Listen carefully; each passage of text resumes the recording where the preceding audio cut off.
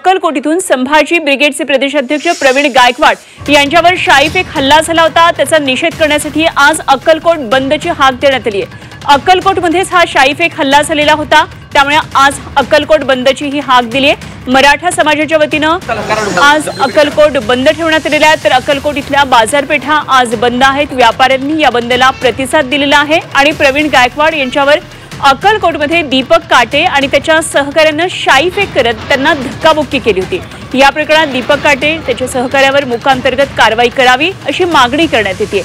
कालच दीपक काटे याला न्यायालयीन कोठडीतून जामीन मिळालेला आहे, त्यामुळे आज दिवसभर अक्कलकोटमधलं वातावरण चांगलंच तापलेलं पाहायला मिळणार आहे। खरंतर श्री स्वामी समर्थांच्या दर्शनासाठी हजारोंच्या संख्येनं दररोज भाविक अक्कलकोटमध्ये येत असतात। अगदी महाराष्ट्राच्या बाहेरून सुद्धा भाविक येत असतात, मात्र आज अक्कलकोट बंद आहे। संपूर्ण बाजारपेठा आज बंद आहेत, त्यामुळे येणाऱ्या भाविकांची देखील गैरसोय होणार आहे असं साधारण चित्र सकाळपासून आपल्याला पाहायला मिळतंय। ते मराठा आंदोलक आज अक्कलकोटमध्ये एकवटलेले आहेत आणि अक्कलकोट बंदची ही हाक दिलेली आहे। या शाईफेक हल्ल्याचा निषेध मराठा समाजाकडून आज करण्यात येतो आहे आणि त्यासाठी विविध संघटना आज अक्कलकोटमध्ये एकवटलेल्या आहेत।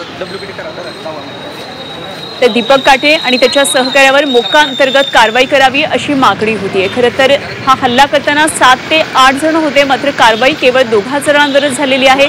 त्यामुळे या संदर्भात प्रवीण गायकवाड यांनी अनेक आरोप केलेले होते। नेमका कोणाचा दबाव आहे, नेमकं या प्रकरणाला कोण मागे घालते, कोण पाठीशी घालत आहे, अशा प्रकारचे अनेक प्रश्न त्यांनी उपस्थित केलेले होते। आणि ही अक्कलकोटमधली आपण दृश्य पाहतोय। आज अक्कलकोटमध्ये मोठ्या संख्येनं नागरिक एकवटलेले आहेत आणि प्रवीण गायकवाड यांच्यावर झालेल्या शाईफेक हल्ल्याचा हा अशा प्रकारे निषेध केला जातोय।